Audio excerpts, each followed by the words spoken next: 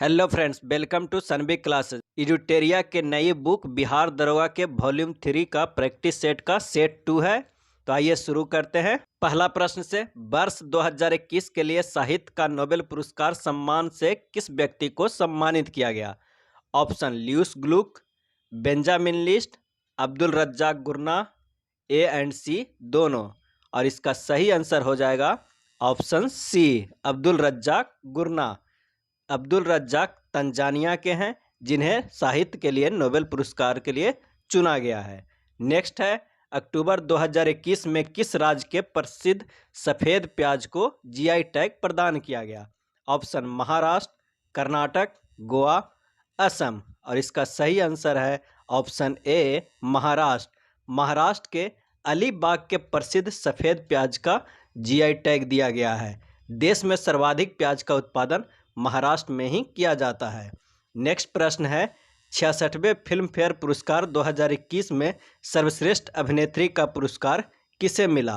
Option है कंगना रनौत, भूमि पेडनेकर, दीपिका पादुकोण, तापसी पन्नू। और इसका सही आंसर है ऑप्शन डी, तापसी पन्नू। 66वां फिल्म फेयर पुरस्कार 2021 में सर्वश्रेष्ठ अभिनेत्री का पुरस्कार तापसी पन्नू को मिला है, जबकि सर्वश्रेष्ठ अभिनेता का पुरस्कार इरफान खान को दिया गया है। नेक्स्ट है, शिल्पग्राम महोत्सव 2021 का आयोजन कहाँ किया गया था? ऑप्शन असम, गोवा, छत्तीसगढ़, मणिपुर। और इसका सही आंसर है ऑप्शन ए, असम। शिल्पग्राम महोत्सव 2021 का आयोजन असम में किया गया है। इसके साथ ही चाय महोत्सव, माघ बिहू महोत्सव का आयोजन भी असम में किया गया था। अगला प्रश्न है, QS best students cities ranking 2021 में मुंबई का स्थान क्या है? ऑप्शन 50वां, 86वां, 106वां, 112वां। और इसका सही आंसर है ऑप्शन सी, 106वां। QS best students cities ranking 2021 में मुंबई का स्थान 106वां है, जबकि प्रथम स्थान पर लंदन है। अगला प्रश्न है, हाल ही में भारतीय वायुसेना के नए प्रमुख कौन बने हैं? Option B R Chaudhary, Karambir Singh, B S Dhanoa, उपयुक्त में से कोई नहीं। और इसका सही आंसर है option A, B R Chaudhary. भारतीय वायुसेना के 27वें प्रमुख बी आर चौधरी बने हैं। वायुसेना दिवस प्रतिवर्ष कब मनाया जाता है? तो ये 8 अक्टूबर को मनाया जाता है। अगला प्रश्न है, अमेजोनिया 01 उपग्रह को किससे प्रक्षेपण यान द्वारा प्रक्षेपित किया गया? Option GSLV F9, PSLV C51, PSLV XL C50, PSLV C49। और इसका सही आंसर है ऑप्शन बी, PSLV C51। कितना? PSLV C51 से प्रक्षेपण किया गया है अमेजोनिया 01 उपग्रह को। अगला प्रश्न है, वर्ष 2021 में किस समुद्र तटों को ब्लू फ्लैग प्रमाण पत्र प्रदान किया गया है? ऑप्शन ईडन तट, कोवलम तट, उत्तरी सरकार तट, A+B दोनों। और इसका सही आंसर है ऑप्शन डी, A+B दोनों, ईडन तट और कोवलम तट। वर्ष 2021 में 2 भारतीय समुद्र तट कोवलम एवं ईडन को ब्लू फ्लैग प्रमाण पत्र दिया गया है। अभी तक कुल कितने समुद्री तटों को ब्लू फ्लैग प्रमाण दिया गया? तो टोटल अभी तक 10 तटों को दिया गया है। नेक्स्ट है, सैटेलाइट फोन से लैस होने वाला भारत का पहला राष्ट्रीय उद्यान कौन बना? Option Jim Corbett, Kaziranga, Bandhavgarh, Dehing Patkai. और इसका सही आंसर है option B, Kaziranga. Satellite phone से लैस होने वाला भारत का पहला राष्ट्रीय उद्यान काजीरंगा राष्ट्रीय उद्यान है। यह उद्यान असम राज्य में स्थित है। नेक्स्ट है 10वां नंबर, SCO की 21वीं बैठक 2021 में कहाँ आयोजित की गई?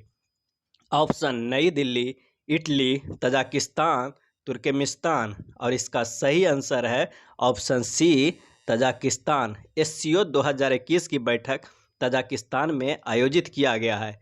और जो 2022 में यह सम्मेलन उज्बेकिस्तान शहर में आयोजित किया जाएगा। SCO का 9वां सदस्य हाल ही में कौन बना? तो ये ईरान बना। नेक्स्ट क्वेश्चन है, मित्र शक्ति 2021 सैन्य अभ्यास का आयोजन कहाँ किया गया?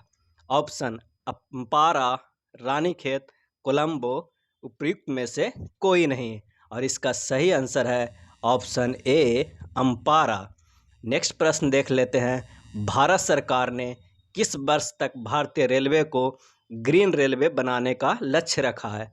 ऑप्शन 2025, 2027, 2030, 2047। और इसका सही आंसर है ऑप्शन सी 2030 तक। भारत सरकार ने भारतीय रेलवे को वर्ष 2030 तक ग्रीन रेलवे बनाने का लक्ष्य रखा है। नेक्स्ट प्रश्न है, किस राज्य ने जन सुनवाई योजना की शुरुआत की है? ऑप्शन है राजस्थान, असम, झारखंड, मध्य प्रदेश। और इसका सही ऑप्शन है डी मध्य प्रदेश। प्रदेश सरकार ने 2021 में जन सुनवाई योजना 2021 की शुरुआत की है। इस योजना के माध्यम से राज्य में लोग अपनी समस्या की शिकायत सीधे ऑनलाइन माध्यम से मुख्यमंत्री से साझा करेंगे। नेक्स्ट प्रश्न है 14वां नंबर, सेहत ओपीडी पोर्टल को किस मंत्रालय द्वारा जारी किया गया है? सेहत ओपीडी पोर्टल को किस मंत्रालय द्वारा जारी किया गया है? ऑप्शन स्वास्थ्य मंत्रालय, विदेश मंत्रालय, रक्षा मंत्रालय, ग्रामीण विकास मंत्रालय। और इसका सही आंसर है ऑप्शन सी रक्षा मंत्रालय। अगला प्रश्न है, पुस्तक human rights and terrorism in India के लेखक कौन है? Human rights and terrorism in India के लेखक कौन है? ऑप्शन वीर संधवी, सुब्रमण्यम स्वामी, मनन भट्ट, रितु मेनन। और इसका सही आंसर है option B Subramanian Swamy. Human rights and terrorism in India पुस्तक के लेखक सुब्रमण्यम स्वामी है। नेक्स्ट प्रश्न है कि भारत सरकार ने वर्ष 2025-26 तक राजकोषीय घाटा को जीडीपी का कितना प्रतिशत करने का लक्ष्य रखा है? ऑप्शन 3%, 3.5%, 4%, 4.5%। ऑप्शन डी सही है 4.5%। भारत सरकार ने राजकोषीय घाटा को जीडीपी का 4.5% करने का लक्ष्य 2025-26 तक रखा है। अगला प्रश्न है, बजट 2021-22 के अनुसार देश में कुल कितने सैनिक स्कूल खोले जाएंगे? Option A 50, 100, 150, 200।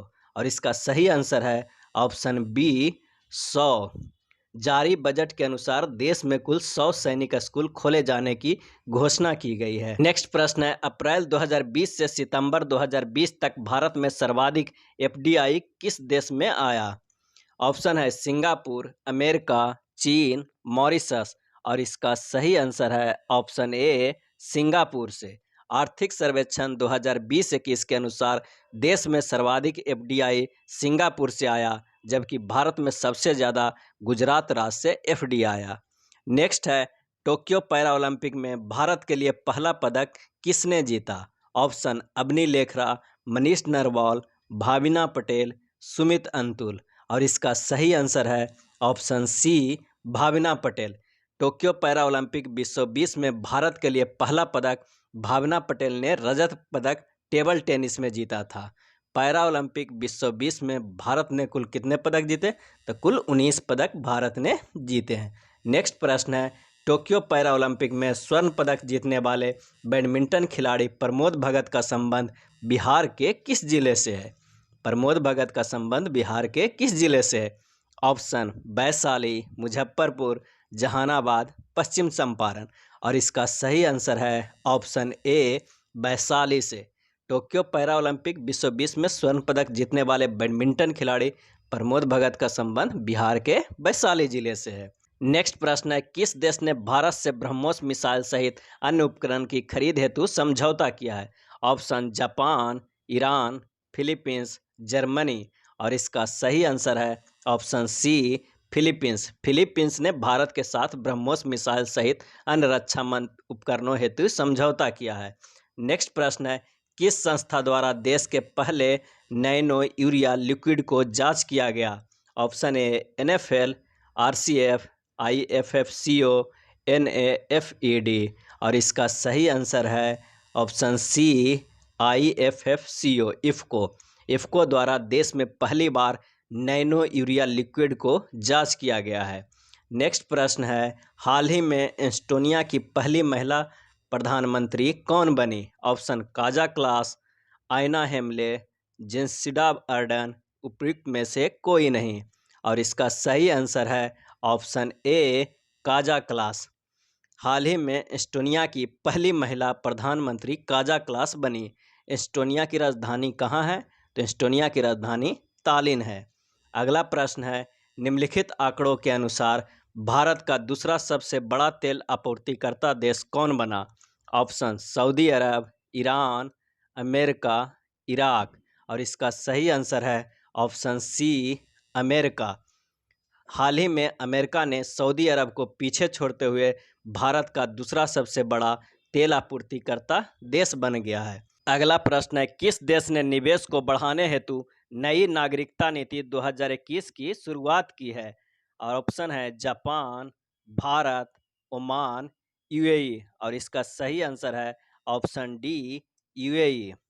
नेक्स्ट प्रश्न है, एक वस्तु को 2% तथा 16% के लाभ पर बेचने पर विक्रय मूल्य में 3 रुपये का अंतर आता है, तो दोनों विक्रय मूल्यों का अनुपात ज्ञात करें। अब इसको कैसे सोल्व कर सकते हैं?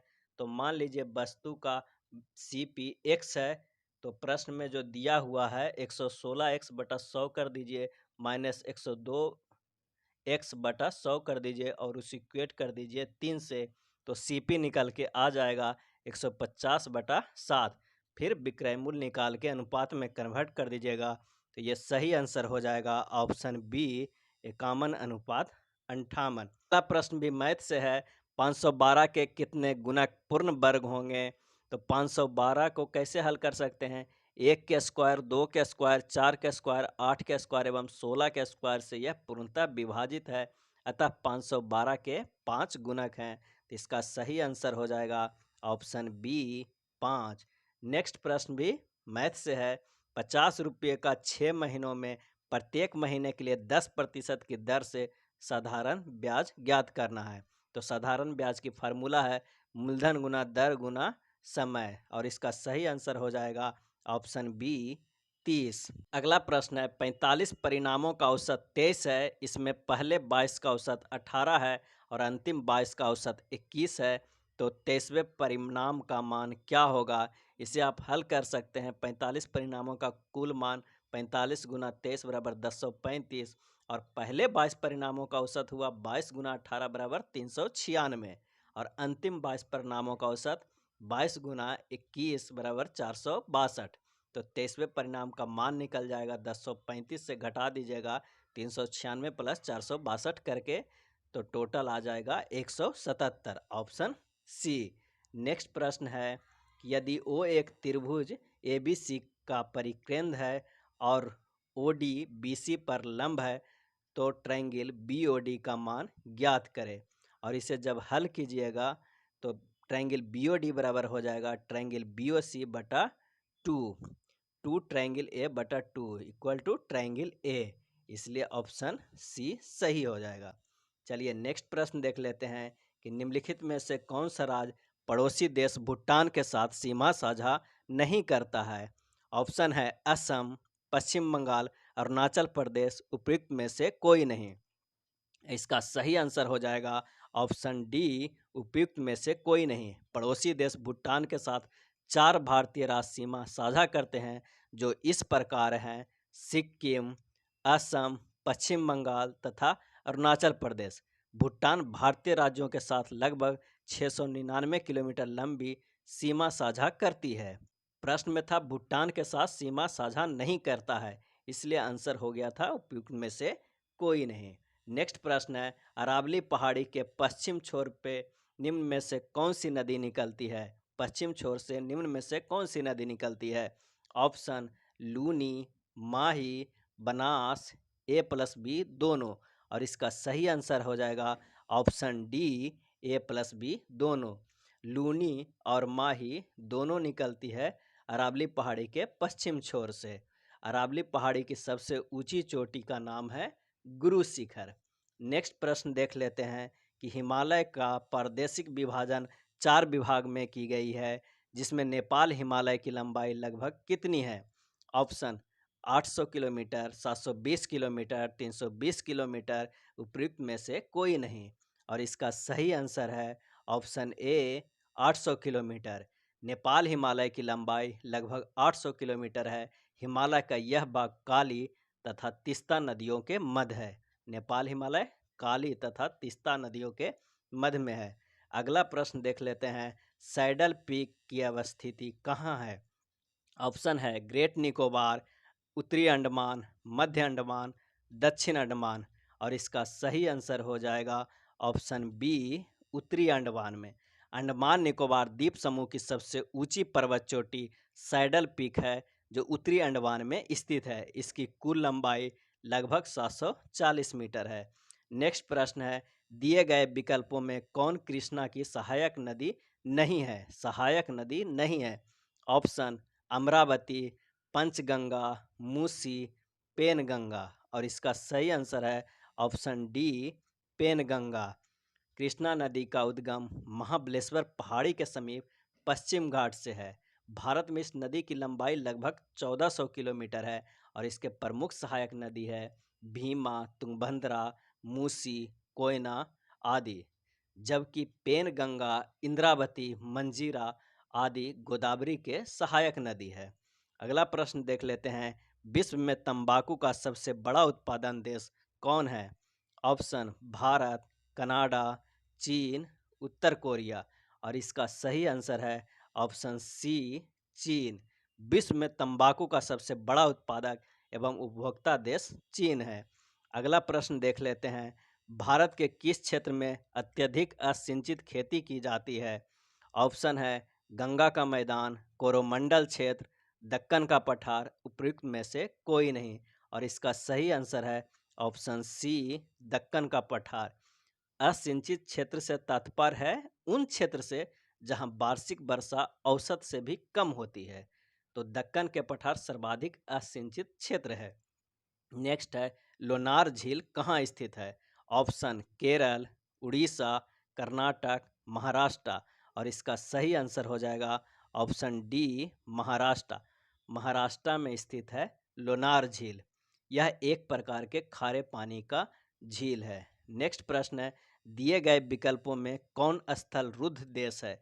Option Hungary, Ukraine, Romania, Belgium, और इसका सही आंसर है ऑप्शन ए, हंगरी। हंगरी एक स्थल रुद्ध देश का उदाहरण है। विश्व का सबसे छोटा स्थल रुद्ध देश वेटिकन सिटी है।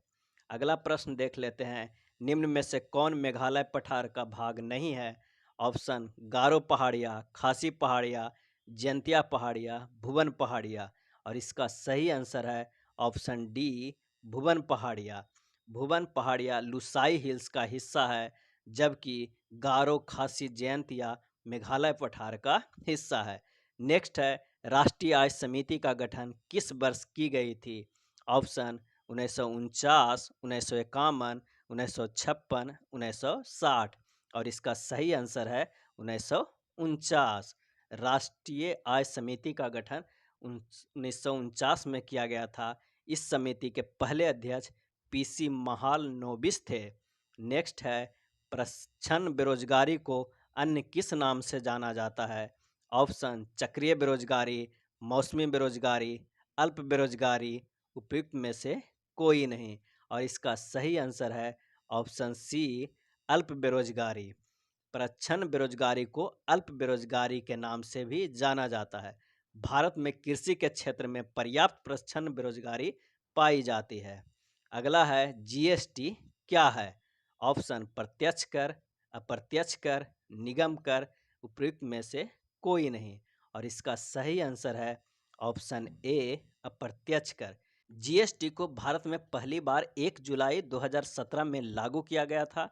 जीएसटी एक प्रकार का अप्रत्यक्ष कर है। अब भारत में जीएसटी को लागू करने वाला पहला राज्य कौन था? तो असम था। नेक्स्ट प्रश्न है, सार्वजनिक क्षेत्र में विनिवेश को क्या कहते हैं? ऑप्शन निजीकरण, वैश्वीकरण, उदारीकरण, औद्योगिकरण, और इसका सही आंसर है ऑप्शन ए, निजीकरण। सार्वजनिक क्षेत्र में विनिवेश को निजीकरण कहते हैं। चलिए अगला प्रश्न देख लेते हैं, आय और उपभोग में किस प्रकार का संबंध है? आय और उपभोग में किस प्रकार का संबंध है? ऑप्शन है प्रतिलोम संबंध, आंशिक संबंध, प्रत्यक्ष संबंध, उपयुक्त में से कोई नहीं, और इसका सही आंसर है ऑप्शन सी, प्रत्यक्ष संबंध। अगला प्रश्न है, निम्नलिखित में से कौन सा घटक जलवायु परिवर्तन का मुख्य कारण है? ऑप्शन प्रदूषण, ओजोन संरक्षण, ग्रीन हाउस गैस, सभी। और इसका सही आंसर है ऑप्शन डी, सभी। जलवायु परिवर्तन का मुख्य कारण है प्रदूषण, ओजोन क्षरण, ग्रीन हाउस गैस, ये सभी घटक हैं। अगला है क्योटो प्रोटोकॉल को किस वर्ष यूएनएफसीसी द्वारा स्वीकार किया गया? ऑप्शन 1997, 1998, 1999, 2000। और इसका सही आंसर है ऑप्शन ए, 1997 में। क्योटो प्रोटोकॉल एक अंतर्राष्ट्रीय समझौता है जो यूएनएफसीसी से संबंधित है। इसे यूएनएफसीसीसी के तीसरे सम्मेलन में स्वीकार किया गया था 1997 में जापान के क्योटो शहर में ये आयोजित हुआ था। अगला प्रश्न है ओजोन परत कहाँ अवस्थित है? अब किस लेयर में अवस्थित है? Troposphere, stratosphere, mesosphere, ionosphere. और इसका सही आंसर है ऑप्शन बी, स्ट्रेटोस्फियर। नेक्स्ट प्रश्न देख लेते हैं। निम्नलिखित प्रश्नों को सही सुमेलित कीजिए। सिमलीपाल अभ्यारण्य उड़ीसा, गिर राष्ट्रीय उद्यान उत्तर प्रदेश, जिम कॉर्बेट राष्ट्रीय उद्यान उत्तराखंड, सरिस्का अभ्यारण्य गुजरात। अब इसमें यह देखना है कि कौन सा अभ्यारण्य किस राज्य में है। तो आइए मिलान करते हैं। सिमलीपाल जो है ये उड़ीसा राज्य में है, गिर राष्ट्रीय उद्यान जो है ये गुजरात राज्य में है, और जो जिम कॉर्बेट है ये उत्तराखंड में है, और जो सरिस्का अभ्यारण्य है ये सरिस्का अभ्यारण्य है जो ये उत्तर प्रदेश में है। इससे कौन सा ऑप्शन हो जा रहा है? तो ये ऑप्शन सी, 1432। अगला प्रश्न है वन रिपोर्ट 2019 के अनुसार किस राज्य में वनों का प्रतिशत सर्वाधिक है? ऑप्शन मध्य प्रदेश, छत्तीसगढ़, नागालैंड, मिजोरम। और इसका सही आंसर है option D, Mizoram. One report 2019 के अनुसार सर्वाधिक वन प्रतिशत मिजोरम में है, 85.41% है, जबकि सर्वाधिक वन क्षेत्र मध्य प्रदेश में है। 2019 के रिपोर्ट के अनुसार वनों में सर्वाधिक वृद्धि है जो कर्नाटक राज्य में हुई है। नेक्स्ट है सत्य फल ट्रू फ्रूट किसे में विकसित होता है? ऑप्शन बीजांड, अंडक, अंडाशय, परागकण। और इसका सही आंसर है ऑप्शन सी, अंडाशय। अंडाशय में सत्य फल विकसित होता है। निषेचित होने के बाद विकसित परिपक्व या पकने वाला अंडाशय फल होता है। पराग कोश की परिपक्वता के बाद पराग कणों की वार्तिकाग्र तक पहुंचने की प्रक्रिया को ही परागकण कहते हैं। नेक्स्ट प्रश्न है कॉड लीवर तेल मुख्य रूप से किससे संबंधित है? Option vitamin D, vitamin B, protein, carbohydrate. और इसका सही आंसर है option A, vitamin D. Cod liver तेल विटामिन डी का अच्छा स्रोत है। यह कहाँ है पाया जाता है? यह मछली से प्राप्त होता है। विटामिन डी का मुख्य स्रोत है मछली, यकृत, अंडा। इसके मुख्य कार्य हमारे शरीर की हड्डियों और दांतों के लिए कैल्शियम का उपयोग करने में मदद करना है। चलिए अगला प्रश्न देख लेते हैं। निम्न में से किसे प्रोटीन कारखाना कहा जाता है? Option mitochondria, chloroplast, ribosome, dictyosome. और इसका सही आंसर है ऑप्शन सी, राइबोसोम।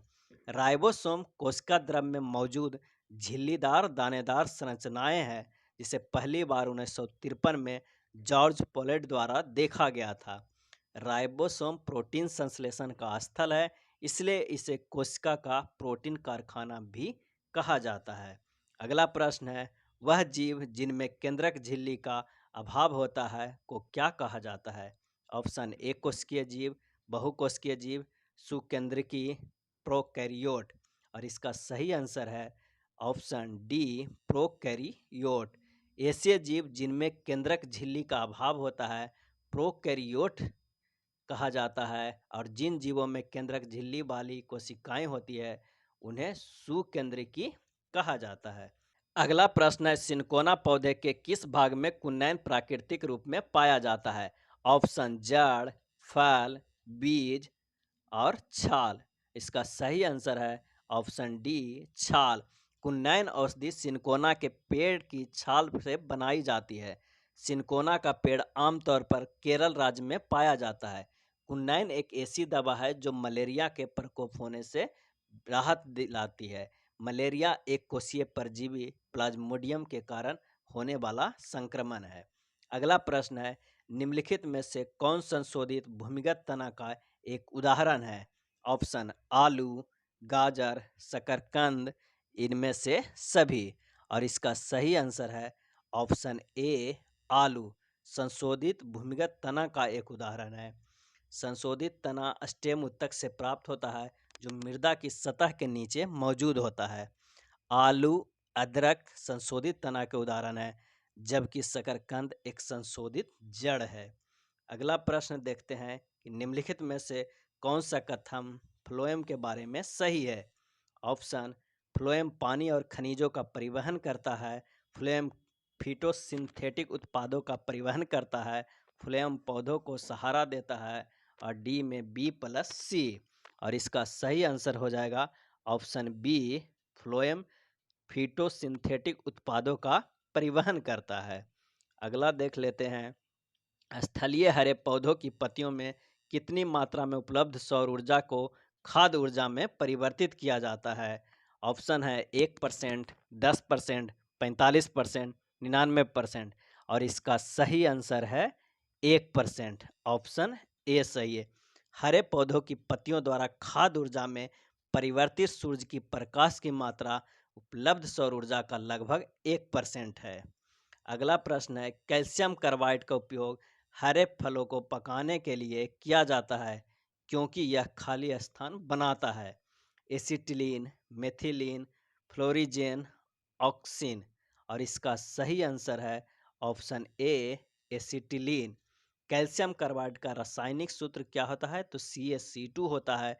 जब कैल्शियम कार्बाइड नमी के संपर्क में आता है तो एसिटिलीन गैस उत्पन्न करता है, जिसका प्रयोग हरे फलों को कृत्रिम रूप से पकाने में होता है। अगला प्रश्न है, कार्बन का क्रिस्टलीय अपरूप निम्नलिखित में से कौन है? ऑप्शन कोयला, ग्रेफाइट, चारकोल, सभी। और इसका सही आंसर है ऑप्शन बी ग्रेफाइट।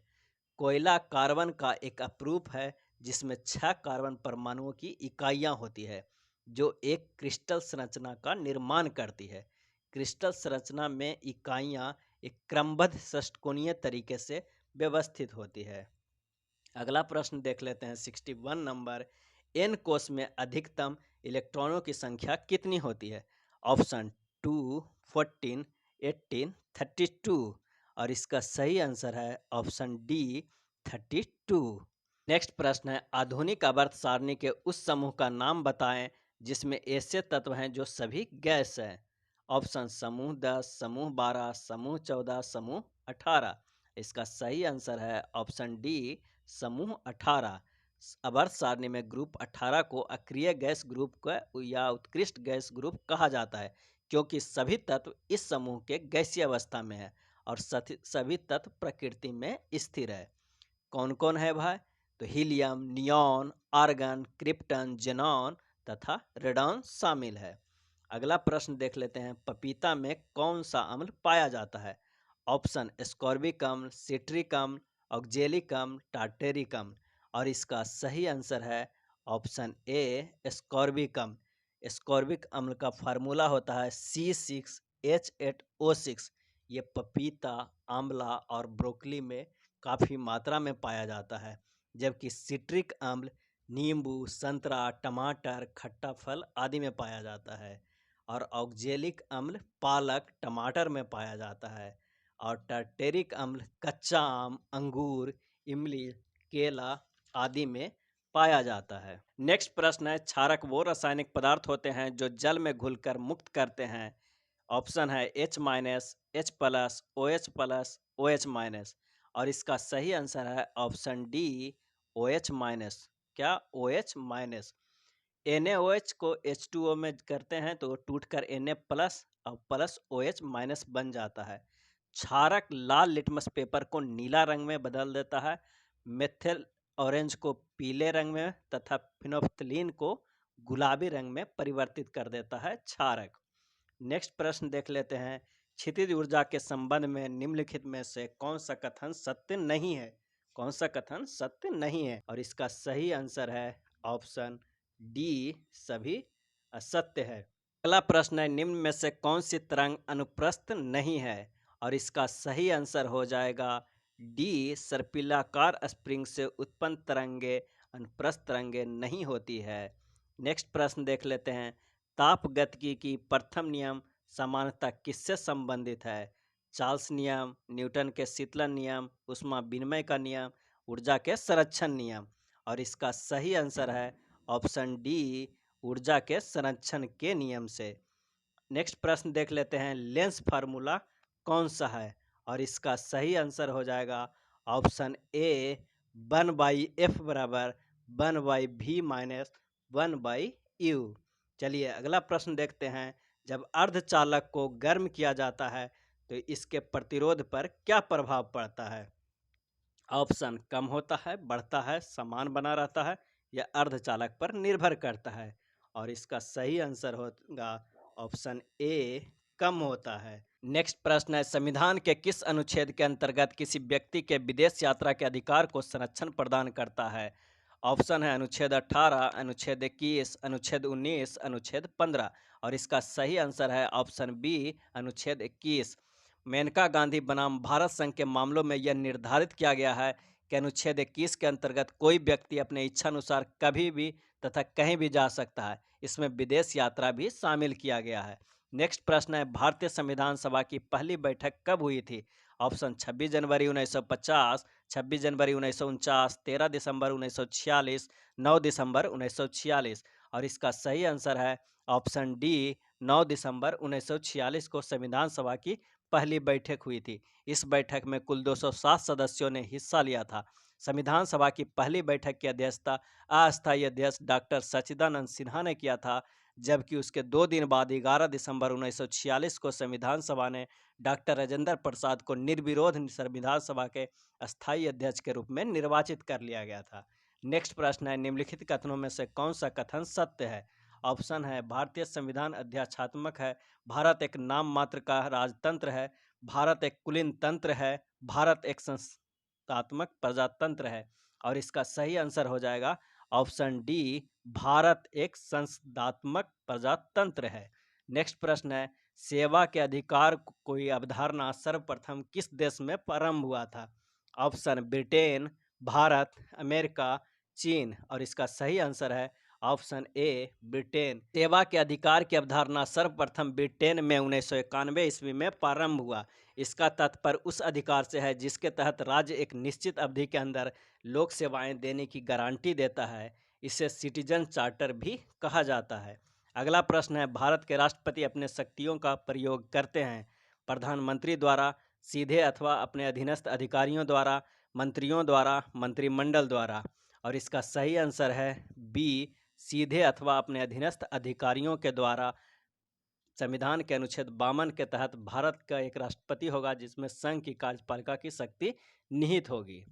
इसका प्रयोग संविधान के अनुसार सीधे अथवा अपने अधीनस्थ अधिकारियों द्वारा करते हैं। नेक्स्ट प्रश्न है। लोकसभा के प्रथम अध्यक्ष कौन थे जिनके विरुद्ध अविश्वास प्रस्ताव लाया गया था? ऑप्शन मीरा कुमार, विजया लक्ष्मी पंडित, जीवी मावलंकर, जेबी कृपलानी। और इसका सही आंसर है ऑप्शन सी, जीबी मावलंकर।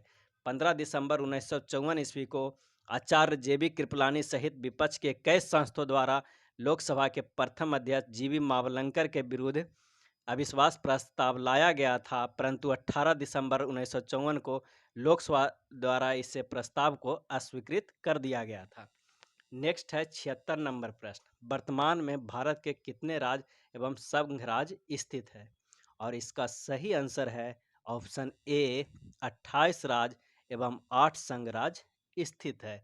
जम्मू कश्मीर पुनर्गठन अधिनियम के बाद अब 28 राज्य एवं 8 संघ राज्य क्षेत्र बच गए हैं। नेक्स्ट है। जनसंख्या नियंत्रण एवं परिवार नियोजन संविधान के 7वीं अनुसूची में किस सूची का विषय है? ऑप्शन है संघ सूची, राज्य सूची, समवर्ती सूची, अवशिष्ट सूची। और इसका सही आंसर है ऑप्शन सी, समवर्ती सूची। संघ सूची में 100 विषय है, राज्य सूची में 61 विषय है, जबकि समवर्ती सूची में 52 विषय है। नेक्स्ट प्रश्न है। राज्य सरकार का कार्यकारी अध्यक्ष संवैधानिक प्रमुख कौन होता है? ऑप्शन राज्यपाल, मुख्यमंत्री, उच्च न्यायालय के मुख्य न्यायाधीश, मुख्य सचिव। और इसका सही आंसर है ऑप्शन ए, राज्यपाल। नेक्स्ट प्रश्न है, निम्नलिखित में से किस समिति आयोग ने न्याय पंचायतों के गठन का सिफारिश की थी? और इसका सही आंसर है ऑप्शन बी, अशोक मेहता समिति। अशोक मेहता समिति ने न्याय पंचायतों की गठन की सिफारिश की थी। 1977 में पंचायती राज व्यवस्था पर सुझाव देने के लिए गठित अशोक मेहता समिति ने वर्ष 1978 में अपनी रिपोर्ट प्रस्तुत की थी, जिसमें पंचायती राज के लिए त्रिस्तरीय प्रणाली के स्थान पर द्विस्तरीय प्रणाली की प्रस्तुति की गई थी। अगला प्रश्न है 80 नंबर, भारतीय संविधान सभा ने राष्ट्रीय ध्वज का सर्वप्रथम कब स्वीकार किया था? ऑप्शन 15 अगस्त 1947, 26 जनवरी 1950, 22 जुलाई 1946, इनमें से कोई नहीं। और इसका सही आंसर है ऑप्शन डी, इनमें से कोई नहीं। ऑप्शन डी, इनमें से कोई नहीं। भारत की संविधान सभा ने अपने चौथे अधिवेशन में 22 जुलाई 1947 ईस्वी को भारत का राष्ट्रीय ध्वज स्वीकार किया था। राष्ट्रीय ध्वज की लंबाई तथा चौड़ाई के अनुपात है 3:2 है। इस ध्वज के बीच में 24 तिलियां हैं, जिसका प्रारूप सारनाथ में अशोक के सिंह स्तंभ पर बने चक्र से लिया गया है। अगला प्रश्न है, सुमेलित करने वाले एक तरफ है संवैधानिक प्रावधान, दूसरे तरफ है स्रोत, तो मंत्रिमंडलीय सरकार कहाँ से लिया गया है? तो इसका सही आंसर हो जाएगा ये ब्रिटेन से लिया गया है। केंद्र राज्य संबंध जो है वो कनाडा से लिया गया है। आपात उपबंध जो है ये जर्मनी से लिया गया है। और मूल अधिकार जो है ये अमेरिका से लिया गया है। इसलिए सही आंसर हो जाएगा ऑप्शन ए 1, 2, 3, 4। नेक्स्ट प्रश्न है, सल्तनत काल में राजस्व विभाग का प्रमुख क्या कहलाता है? तो आंसर है वजीर, वकील एदर, मुस्री में मुमालिक या खजीम। और इसका सही आंसर है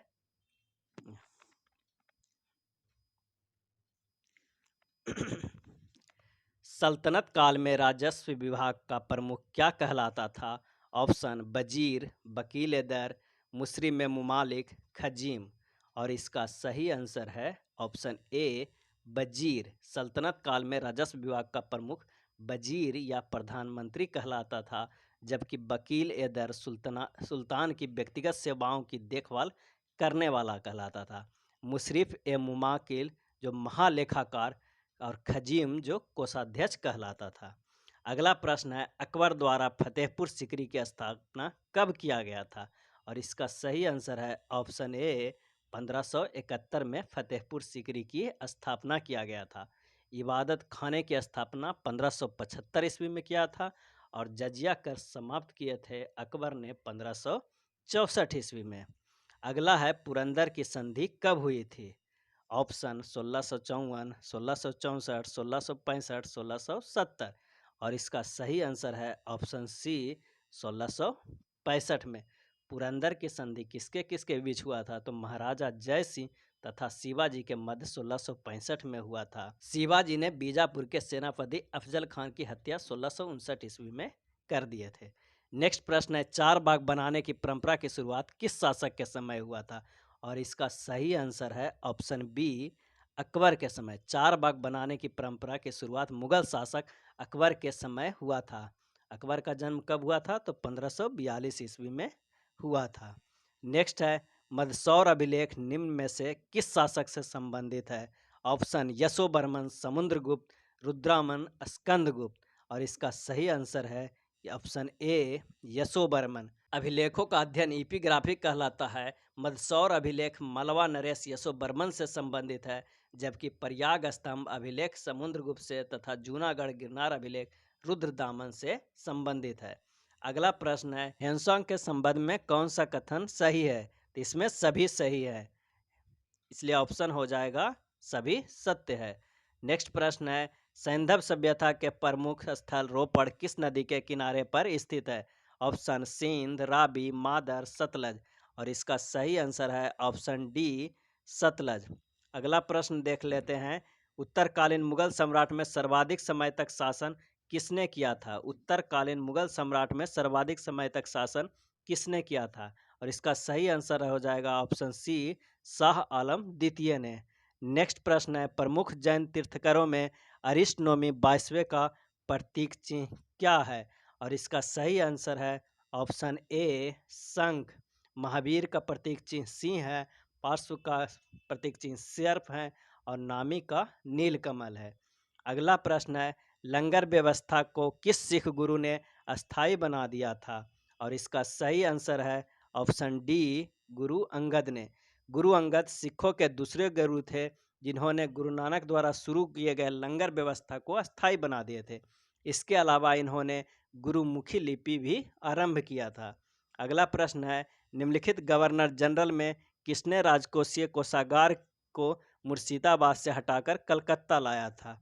और इसका सही आंसर हो जाएगा option A, Warren Hastings.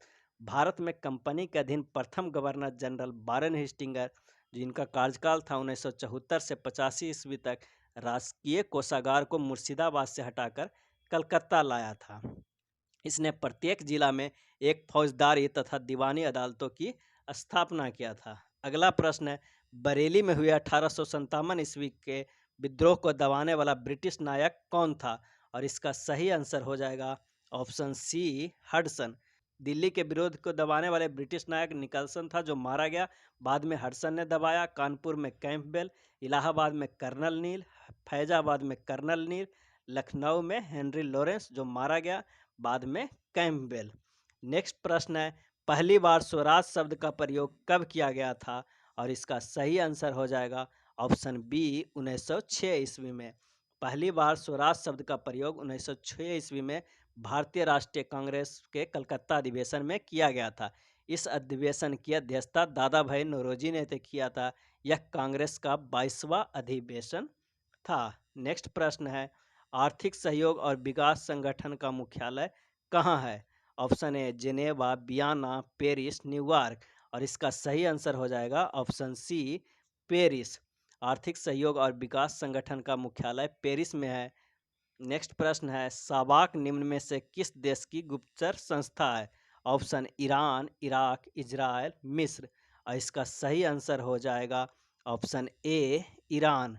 सबाक Iran के गुप्तचर संस्था है और इराक के है अल मुखबरात, इजराइल के है मोसाद और मिस्र के है मुखबरात। नेक्स्ट प्रश्न है, 49वीं समानांतर रेखा किन दो देशों की अंतर्राष्ट्रीय सीमा रेखा है? ऑप्शन यूएसए, कनाडा, उत्तर कोरिया, दक्षिण कोरिया, जर्मनी, फ्रांस, कनाडा एवं ग्रीनलैंड। और इसका सही आंसर है ऑप्शन ए, यूएसए एवं कनाडा। 49वीं समानांतर रेखा यूएसए एवं कनाडा के बीच अंतर्राष्ट्रीय सीमा रेखा है, जबकि 38वीं समानांतर रेखा उत्तर कोरिया एवं दक्षिण कोरिया के बीच अंतर्राष्ट्रीय समानांतर रेखा है। नेक्स्ट है, भारत की सबसे ऊंचा बांध किस राज्य में स्थित है? ऑप्शन है उड़ीसा, उत्तराखंड, कर्नाटक, अरुणाचल प्रदेश। और इसका सही आंसर हो जाएगा ऑप्शन बी, उत्तराखंड। नेक्स्ट प्रश्न है, कृत्रिम उपग्रह को अंतरिक्ष में प्रक्षेपण करने वाला प्रथम देश कौन था? और इसका सही आंसर हो जाएगा ऑप्शन सी, कृत्रिम उपग्रह को अंतरिक्ष में प्रक्षेपण करने वाला प्रथम देश रूस था। अंतरिक्ष में जाने वाली प्रथम महिला वेलेंटीना तेरेस्कोवा भी रूस के ही थी। नेक्स्ट प्रश्न है, निम्नलिखित में से कौन मूल राशि नहीं है? ऑप्शन ताप, ज्योति तीव्रता, द्रव्यमान, आयतन। और इसका सही आंसर है ऑप्शन डी, आयतन। ये थे सेट नंबर 2 इडोटेरिया के वॉल्यूम 3 का बिहार दरोगा के लिए। धन्यवाद।